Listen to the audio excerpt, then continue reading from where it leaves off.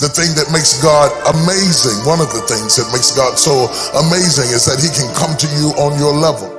You don't have to come from a religious tradition or a faith background for God to reveal himself to you. He can reveal himself to you through a rock. He can reveal himself to you through a piece of bread because he is the rock of ages and he is the bread of heaven. He can take something that you do understand and use it to reveal something that you don't understand so that nobody is left out. God wants to put you in a place of still waters. He wants to put you in a place of still waters, not hurricanes, not tornadoes, not turbulence of any kind. He wants to put you in a place of still waters. There may be turbulence all around you, but he wants your center to be still, to be calm. You must have a calm place in order to deal with all the chaos in your periphery.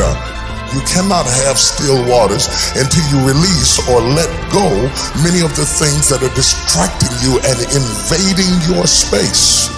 Seemingly, when the enemy knows that God is going to use you in a mighty way, he does everything he can to upset the very genesis of your life, to kind of set you on a path of destructive behavior, to limit any self-esteem that you might have. He doesn't do that. He doesn't fight anybody that's not destined to go anywhere. But when he senses that there's greatness inside of you, the attack comes early. You've been through all kinds of stuff, and that is not a sign of weakness. It is a sign of greatness. And over a period of time, God begins to bring forth his purpose. Most people get up out of the bed in the morning to see what's going to happen. And then there are a elect group of people who get up out of the bed to make something happen. You have to decide which category you're going to be in. Either you're going to get up on the bed and sit on the side of the bed and say, well, Lord, what am I going to do today? Or you're going to wake up with an agenda and an urgency and a direction and a focus. See, when you got direction, you resist distraction. Sometimes I see people succeeding who didn't pray nearly as hard, work nearly as long, have not been faithful at all, and it seems like they seemingly have moments of victory, placed in close proximity so I could see it. Their victories are flaunted in my face, not while I am having a similar experience, but while all hell has broken loose in my life and I am going through agony and tragedy. Seemingly they are having victory and triumph. And if you are not careful, the very sight of their prosperity becomes your agony.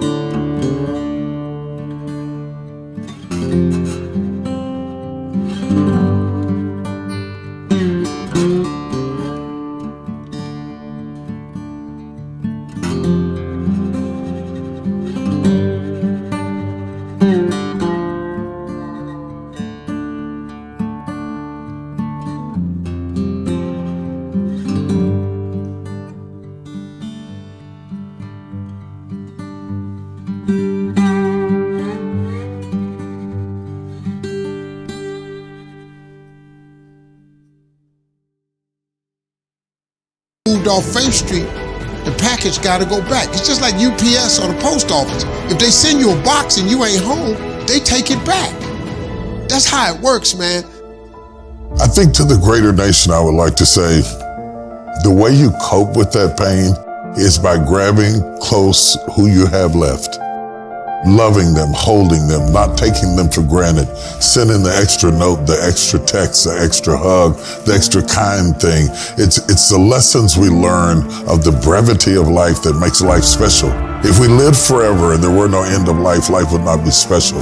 It is death that makes life special. And understanding that brings it into perspective where we stop wasting things like time, having love for people we don't tell them, not resolving old conflicts, having unforgiveness, are the enemies, the cancer that eat up this precious commodity that we call time. If you don't have anybody else to tell you, time will tell you. When you find out that the world doesn't work the way you thought it did, then you have to rebound. The problem is you've lost so much time along the way. And I wrote the book Soar because I think people are having to reinvent themselves. And Soar is about entrepreneurship largely, but it's also about refiguring your life and reevaluating ways you can move forward when somebody doesn't say yes the way you thought they would. They don't have the last say on your future. I see a lot of people in my community and elsewhere who really are working hard to make ends meet with little to work with. They're working day and night trying to make it work. Yeah. But sometimes when you make your living with your own two hands, you can't back away long enough to rethink a smarter, better approach to what you're doing. I'm living in my purpose. I am seeing the things that I envision and that I sense were my God-ordained purpose manifested in my life.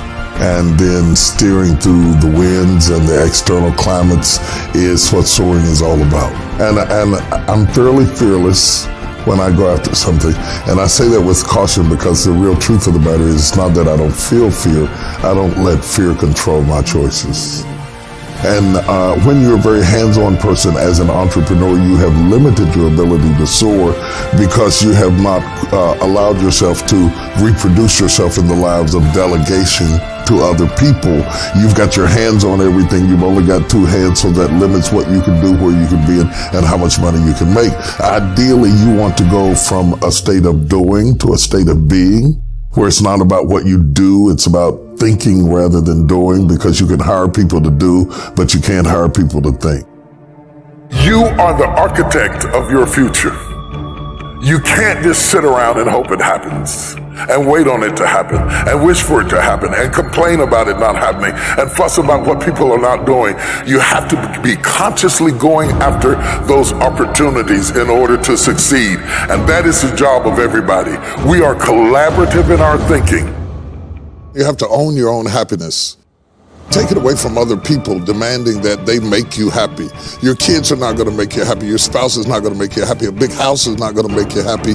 Own your own happiness and be responsible for doing those things that bring joy into your own heart, independently of life and people and money and all of that stuff. Right. It doesn't necessarily give you a happiness. You have to take responsibility of that peace and that joy that lives inside of your heart and not inside of your stuff. People need to do is challenge their own story, because people torment themselves by how they see their life. They've told themselves a story as if it were the truth, when it is really a perspective truth. And sometimes you've narrated a story that you beat yourself to death with.